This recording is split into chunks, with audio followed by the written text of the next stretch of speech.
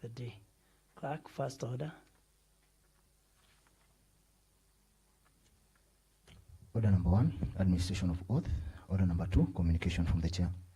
No communication from the chair. Order number 3, messages. Order number 4, petitions. Mr. Speaker, sir, the House having been seized by petitions. There are 2 petitions to be considered in this House. The first one being a petition represented by the Honorable Zachary Mwangi-Njero, Chairperson, Committee on Finance, Economic Planning, Revenue and ICT.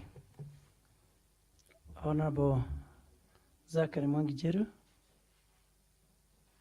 Chairperson, Committee, Finance, Economic Planning, Revenue and ICT.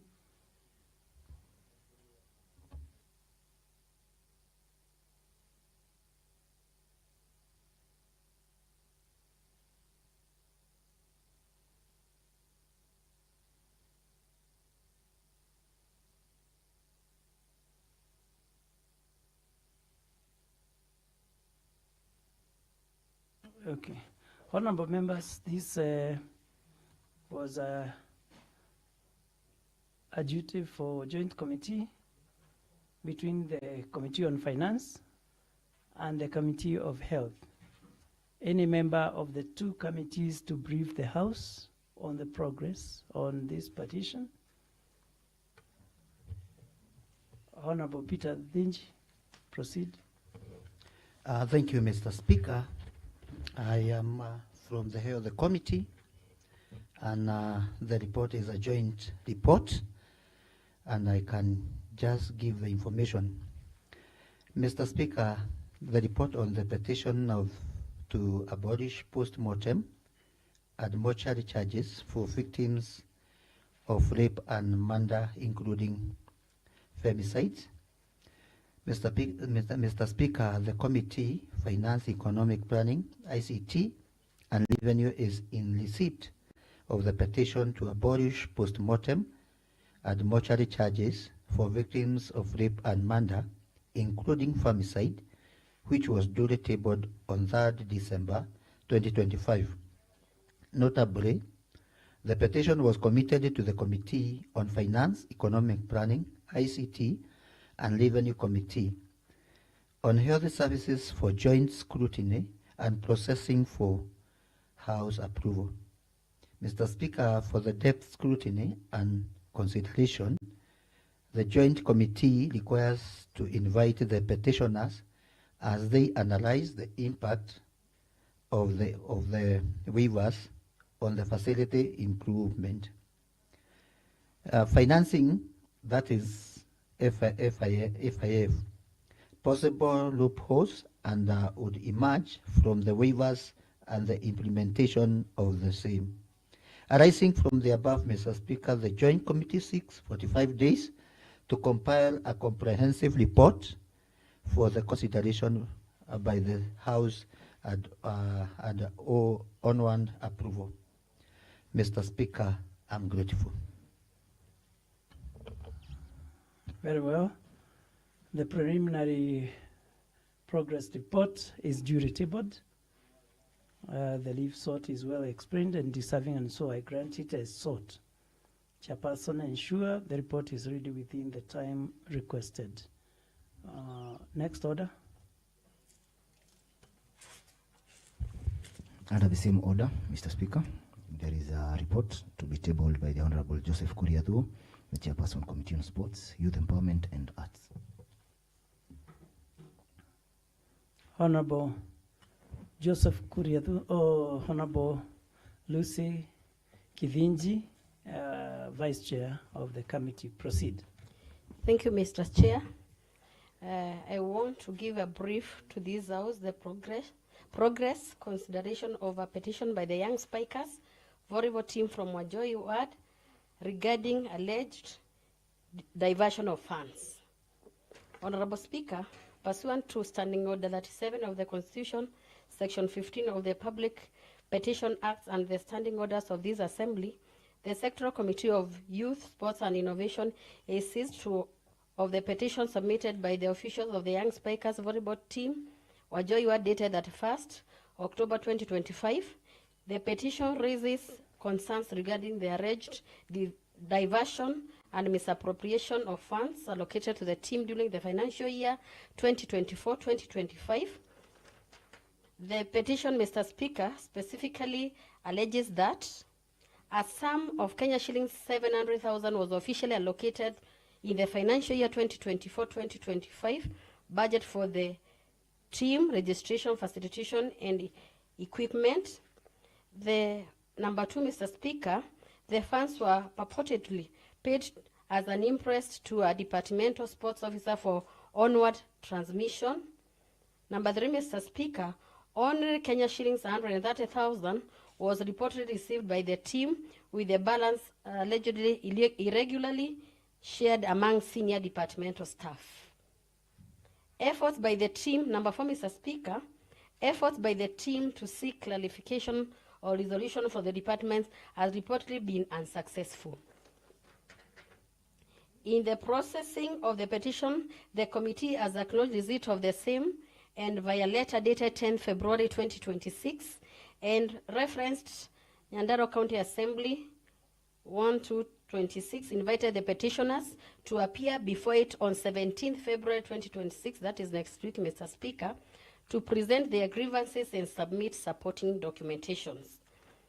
The committee is also engaging the department responsible for sports to provide clarification and records regarding the disbursement of the utilization of the funds. Upon receipt of all submissions, the committee will conduct the necessary inquiries and table a comprehensive report before this House containing its findings, recommendation within 45 days. Thank you, Mr. Speaker. Very well. The progress report is duly tabled and read, and the leave sought is well explained and deserving, and so I grant it as sought. Chairperson, ensure the report is ready within the requested time of 45 days. Next order. Order number 5, papers. Order number 6, notices of motion. Order number 7, statements. Mr. Speaker, sir, under this order, there is a statement response to be issued by the Honorable Samuel Rimui Kayani, the Chairperson, Committee on Trade, Industrialization, Cooperatives Development and Partnership. Honorable Samuel Rimui Kayani, member for Githafai, proceed. Thank you. Chairperson, Committee on Trade,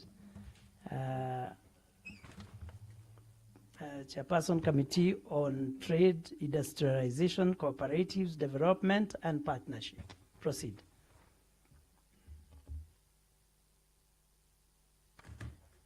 Thank you, Mr. Speaker. Honorable Speaker, the Committee on Trade, Cooperative Development, Industrialization and Partnership has a responsibility pursuant to Nyandarua County Assembly, studying orders and in line with the general responsibility, all power of the County Assembly to oversight the county executive and its entity of overseeing the respective departments' implementation of the budget as approved by the County Assembly. In line with this, on the 8th October 2025, the committee was seized with a statement seeking to establish the status of supply and delivery of milk cans to Kiambogo Cooperative by Honorable Samuel Chege Gadirimo, the member of the County Assembly for Gate Ward. Consequently, via a letter dated 22nd October 2025, the committee requested for information from the Department of Trade pertaining to the subject matter, whereby the CCM for Trade responded via a letter received by the Office of the Clerk on the 5th November 2025.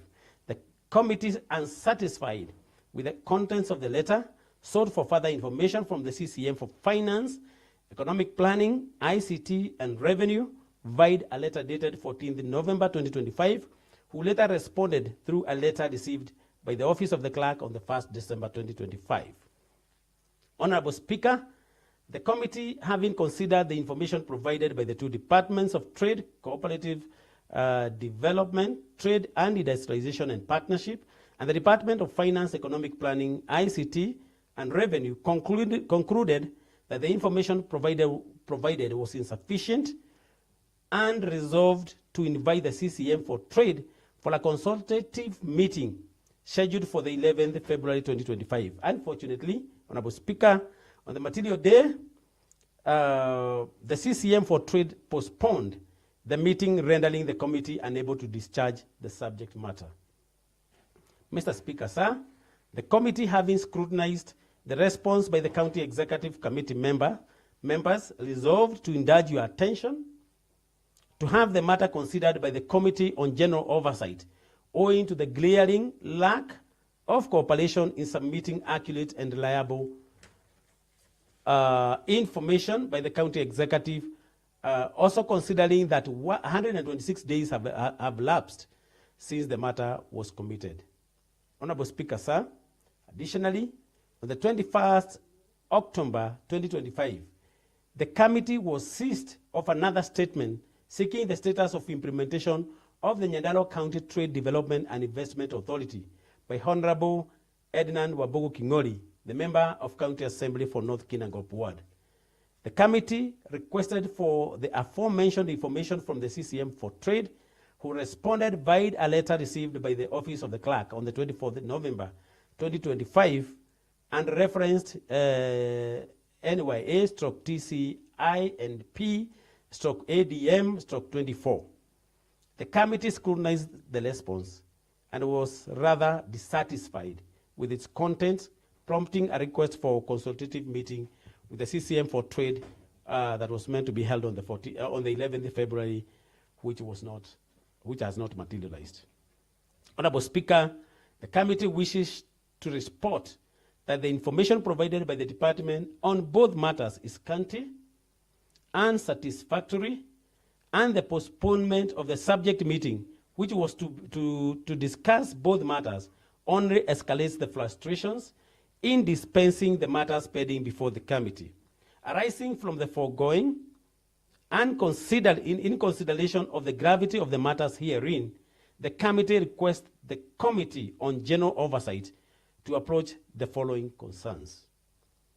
1. On the statement regarding the status of Kiambogo Cooperative Society, the reason for the non-procurement and all delivery of the milk cans worth 500,000 as was approved in the budget for financial year 24-25 to the Kiambogo Cooperative Society in Geta Ward. B, a detailed report on the plans that have been put in place to ensure that members of the Kiambogo Cooperative Society benefit from the rightful share as provided for in the budget as appropriated by this Honorable House. Number C, a timeline for procurement and delivery of the milk cans. Number D, an explanation on the availability of the same funds as provided for in the budget estimates for financial year 24-25. E, the steps the department has put in place to ensure that all cooperative societies get timely access to such economic empowerment initiatives for the benefits of all members. Number 2, on the statement regarding the Nyandarua County Trade Development and Investment Authority and the Trade Fund, the Committee on General Oversight should address itself to the following questions. A report on the operations of the Nyandarua County Trade Development and Investment Authority detailing the scope of the authority. Number B, the remuneration of all members of the authority since its inception, including minutes and resolutions for meetings held by the members of the authority. Number C, the achievements the authority has had so far to date. Number D, the accounting officer of the trade fund, the authority, and all officers assigned and responsibilities for the operations of the Trade Development and Investment Authority. Number E, the annual report of the financial year 23-24, 24-25, outlining the performance and operation of the Trade Development and Investment Authority, including financial and non-financial statements required under the Nyandarua County Trade Development and Investment Authority Act of 2020. Number F, the extent of the implementation of the Nyandarua County Trade Development and Investments Act pertaining the investment strategy, the authority's annual plans, and possible reasons for the non-implementation or disbursement of all the allocations of the trade fund. And number G, the measures being taken to ensure that the trade fund benefits of the people of Nyandarua for this financial year 25-26, considering it has a budgetary allocations of Kenya shillings 25 million. The committee further commits to providing further information where necessary, with the anticipation to untimely discharging the subject matters cited herein. Thank you. Signed off by myself, the chair of the Committee on Trade, Cooperation, Cooperative Development, Industrialization and Partnership. I thank you. Very well, Honorable Kayani. The response is duly tabled and read. And as a seeker of the statement, I want to cite that I'm satisfied with the work of the committee. And I will follow up with the committee for the next course of action. Clerk, next order.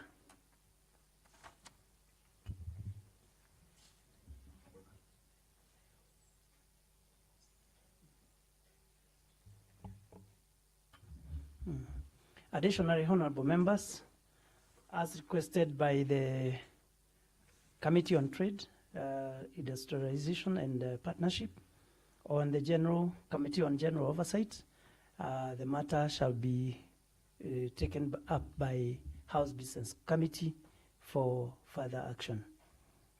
Next order. Order number 8, motions and bills. Mr. Speaker, sir, there are two motions under this order. The first one being a motion by the Honorable Paul Ngeshe Wambaire, the Chairperson, Committee on Health Services. Honorable Paul Ngeshe Wambaire,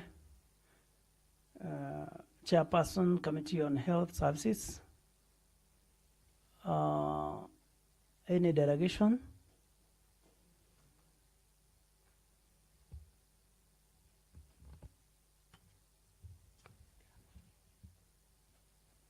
We have members here.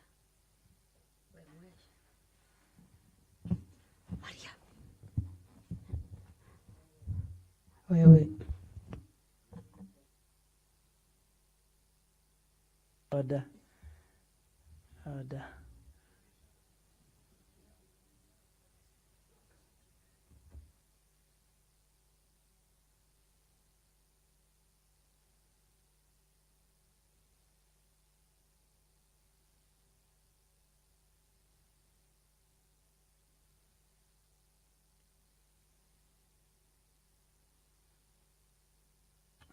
Honorable Mwangi Gishuki, Minority Leader and member of the Committee on Health Services, you proceed. Thank you, Mr. Speaker. Mr. Speaker, I wish to move the report on the Engineer County Hospital annual report and financial statements for the period ended 30th June 2024.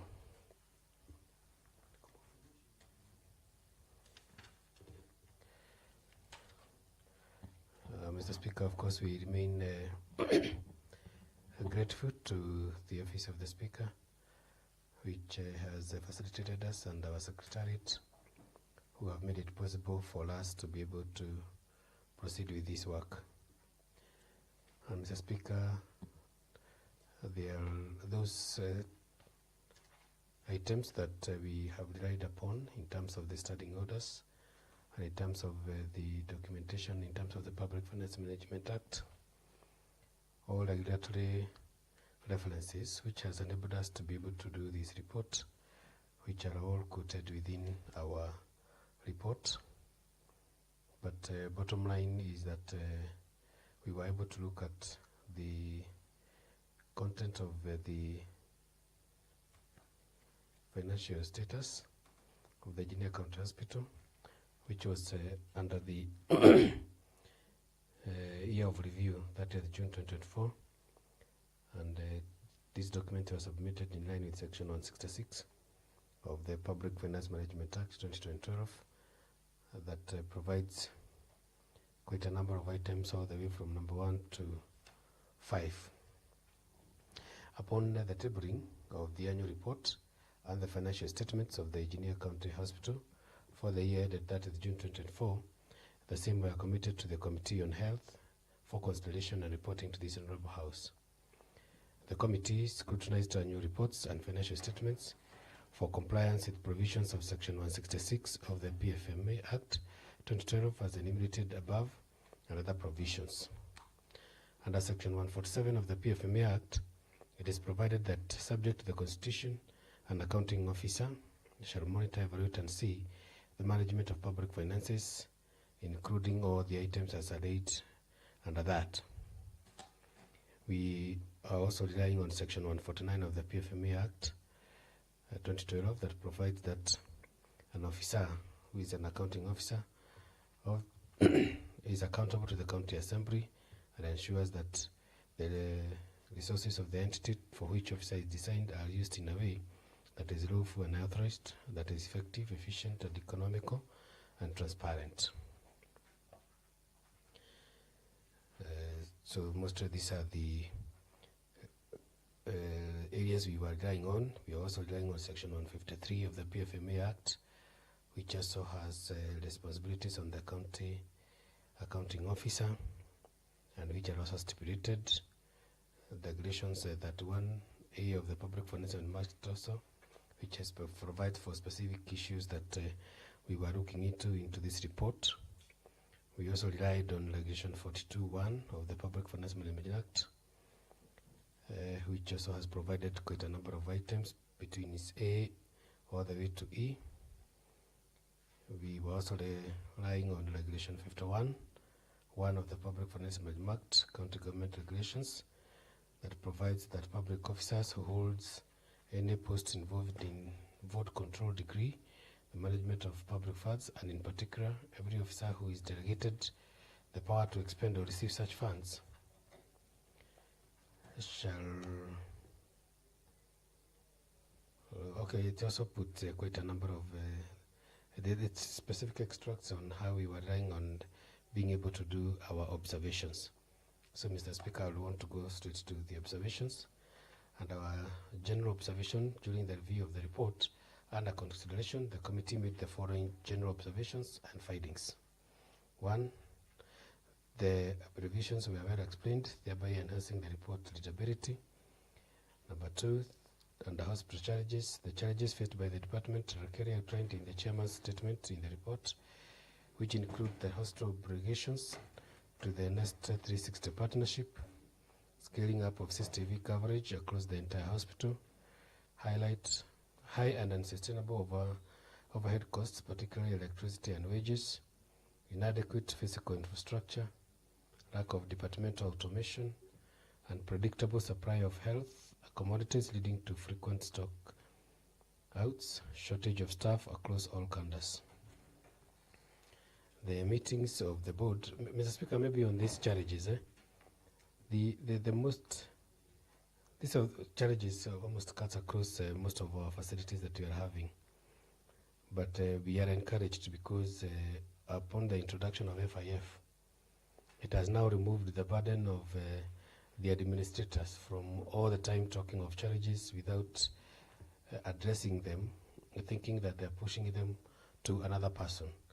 But now with the introduction of FIF, the expectation is that most of the hospitals should be able to handle their own challenges internally, even though there is the check levels between the facilities and the head office, which is at the county level. But primarily is that most of the challenges they have raised are within their means, and those that are outside their means, we as a committee will highlight them for purposes of seeing a manner in which the county office may look into how it can be able to assist them. We were able to notice that the board attendance was commendable, with 9 members attending all 4 meetings as required by the PFMA. Remember, we really had issues with this board, which we also want to commend the hospital. In our last review, Speaker, if you are able to remember, we had raised serious concerns that the hospital is run without consultations of the boards. But now we can confirm that at least of the 5 meetings that were held, almost 9 members, all of them attended the meetings, which is commendable. And they also have standing committees, and the function of the 3 standing committees, that is finance, quality assurance, and audit committees, were also clearly explained in the report, and we were able to see what recommendations they had given which most of them had been undertaken. And the major risks during the reporting period, the risk they faced by the hospital during the reporting period, including the doctors and clinical office strike, which disrupted services and caused patients to seek treatment elsewhere, of course resulting to loss of revenue. Of course, the committee noted with concern that the only first item that the department is noting in terms of the strike is that the hospital lost revenue, although this is a financial statement, so expectation is that the revenues were what was most important, but we felt that they should also have noted that many patients were not treated, and that their core responsibilities on treatment of our patients and not necessarily revenues. But for purposes of this report, the revenue was the main element, and it was noted that it was heavily affected by the strikes. There was also the county treasurer's failure to reimburse hospital revenues for 2 quarters, affecting service delivery and payment to suppliers and service providers such as the Kenya Power. Mr. Speaker, this is an area where the committee has moved a step further in trying to engage the county treasury, because you realize that the times when these hospitals need this money to be reimbursed on time, you'll find that treasury will have some delays that sometimes are almost not properly explained. When a facility like Engineer Hospital goes without power, Mr. Speaker, you know, the image of government, the entire government is heavily affected. I remember there's a time we went there, and of course there was a burial, and the former governor was in attendance, and the kind of bashing he gave us in public, that we are unable to pay even electricity for our hospitals.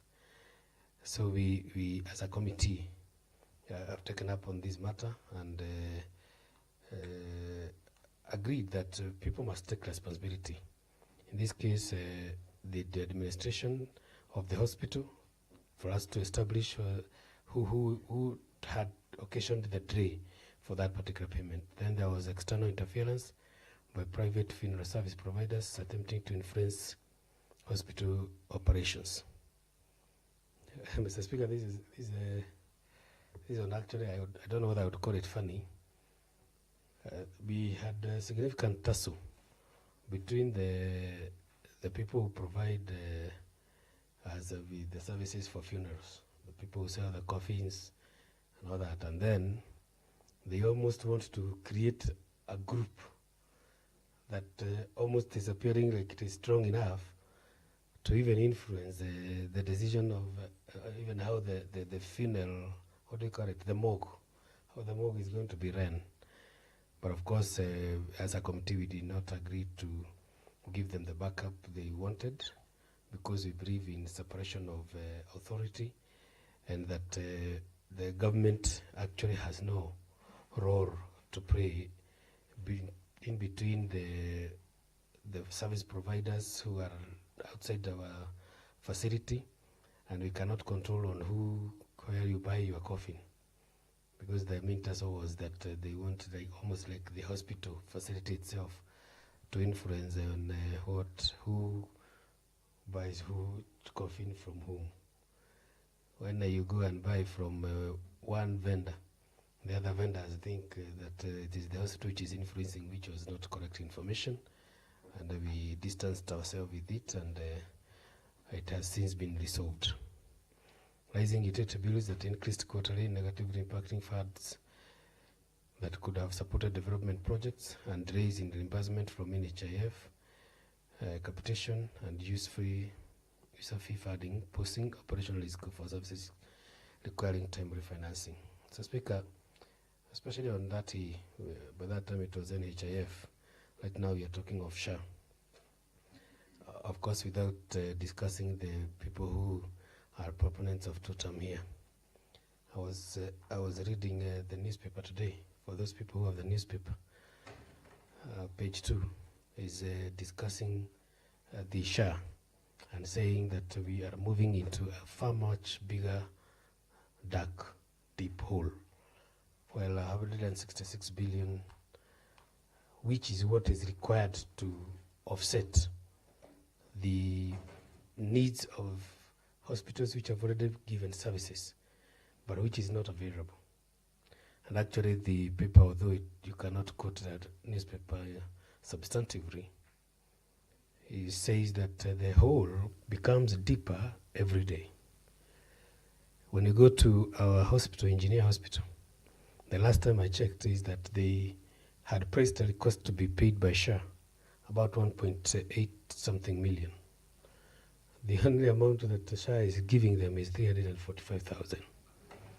And you're asking yourself, just how do they expect that hospital to run? But of course, in the streets, we are required to say that SHA is good and it is working. In real sense, everybody knows that it is not.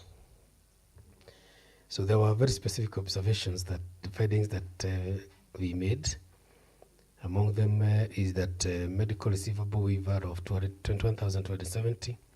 The committee noted that the hospital had reported medical receivable waivers amounting to only Kenya shillings 21,270 during the period under review. Given that the facility generates annual revenues exceeding 40 million, the committee found the reported waiver amount unusually low, and therefore highly questioned as a higher level of waiver would ordinarily be expected in a public hospital serving a significant indigent population.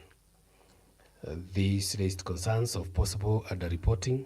Additionally, the management did not provide all the supporting documents requested, further limiting the committee's ability to fully verify the administrative rationale, justification, and compliance of the waiver processes with Public Finance Management Act 2012 and other applicable laws.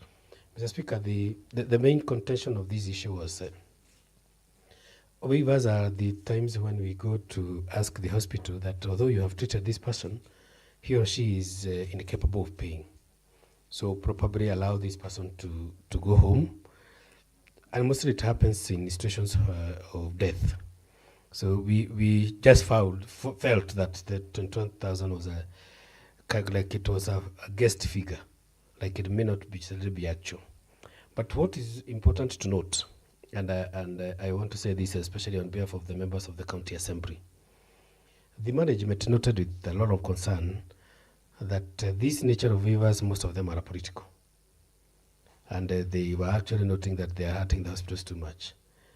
And there is a process that has been laid down on how a hospital can give a waiver. But it was also noted that especially the elected members, I'm sure I can see quite a number here, is that we make calls, very urgent calls, that want so-and-so released, and you must release this patient in this particular time.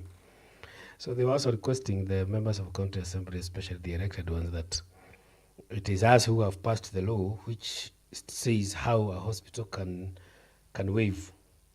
There are processes, there are paperwork to be done, there are verifications to be done, there are visits to be done in your homes with the chiefs. There is a social officer who is supposed to make that recommendation. So when you make a call that you want a patient released in the morning around 8 and you want the patient released at 10, sometimes it's a bit difficult because there's due diligence.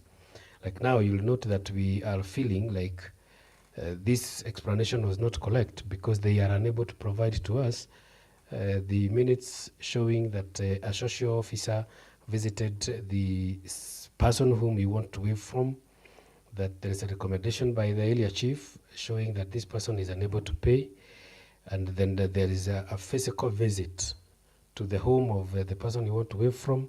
So when this paperwork miss, we tend to say that the administrators are unable to provide and we are not able to verify whether this waiver was correct or not. But the argument was that it is also done with a lot of political pressure, and they were requesting that the politicians also ease those pressures a bit. Under management response, the management cited various legal provisions, including Section 77 of the PFMA Act, and in terms of how a waiver can be done, and the response was largely broad and descriptive, including on the general legal framework, rather than providing specific reporting documents or evidence tied to the Kenya shillings 21,000.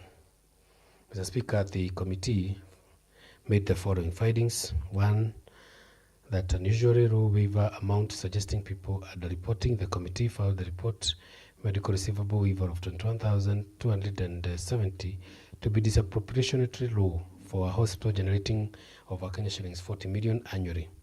Given the hospital service capacity, indigent caseload, and typical pattern in comparable facilities, the committee considers the amount highly questionable, raising a strong possibility of underreporting. Again, the management response was broad and largely descriptive, although management referenced multiple legal provisions governing waivers. The explanation provided remained general, narrative, and not tied to a specific waiver under review. The committee noted that the response relied heavily on quoting legislation rather than providing evidence demonstrating compliance. Inadequate supporting documentation, the hospital management did not furnish the documents requested to substantiate this waiver, particularly waiver committee minutes, verification reports, the patient's assessment records, the committee knowledges, the confidentiality limitations. However,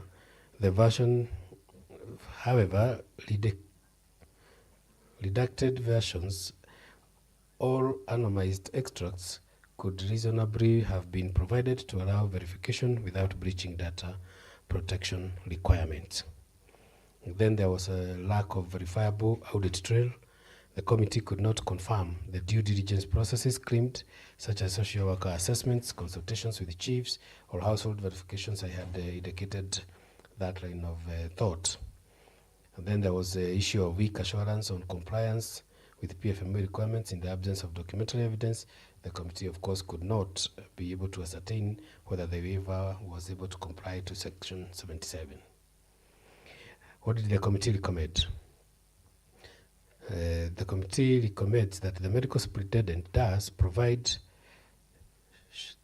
should submit anonymized or dedicated waiver committee minutes, social assessment reports, and supporting document to facilitate verification or safeguarding patient privacy. This question of patient's privacy was coming up so much, Speaker. They were trying to argue that sometimes for them to provide, we were trying to discuss on what documents can you provide.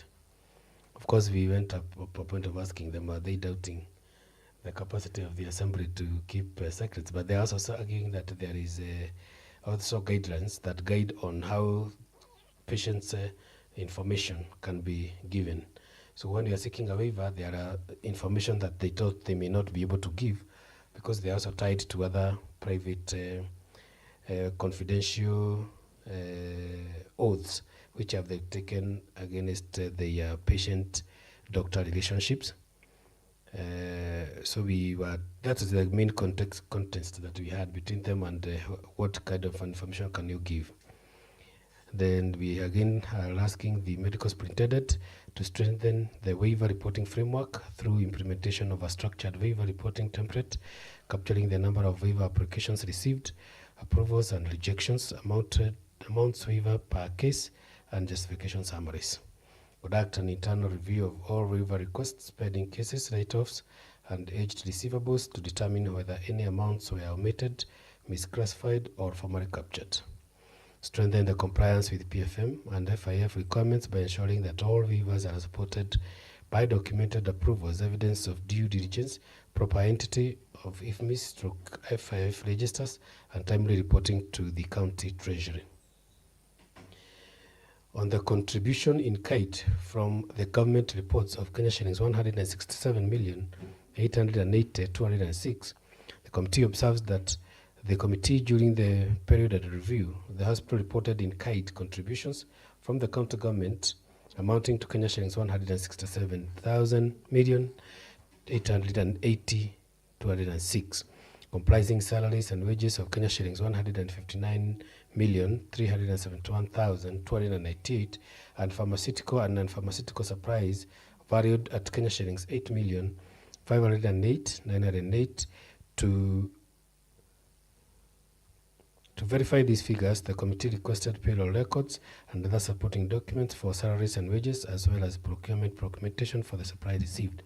My agenda explained that the comprehensive payroll Point data— of order, Mr. Speaker. What is it, Honorable Bogo?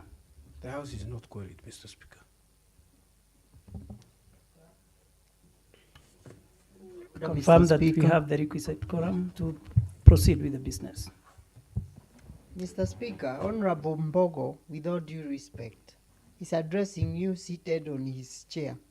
I don't think that is the procedure of this House. Order, Honorable Bogo. Sorry for the same. The order is that the House is not queried. Clerk, confirm that we have the requisite quorum to proceed with the business. Mr. Speaker, sir, the House is not queried.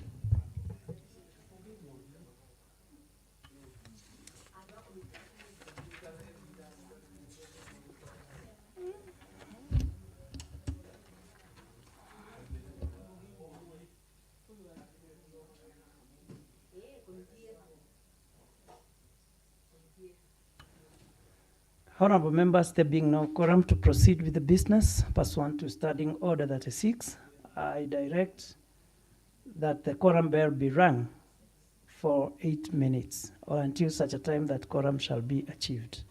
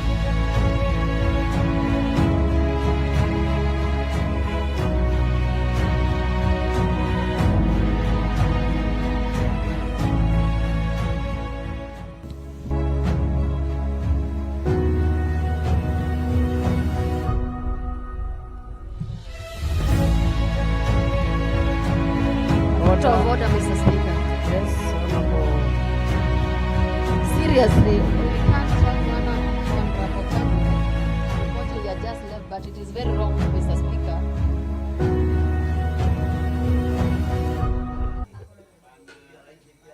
Honorable members, no business is going on as we don't have quorum.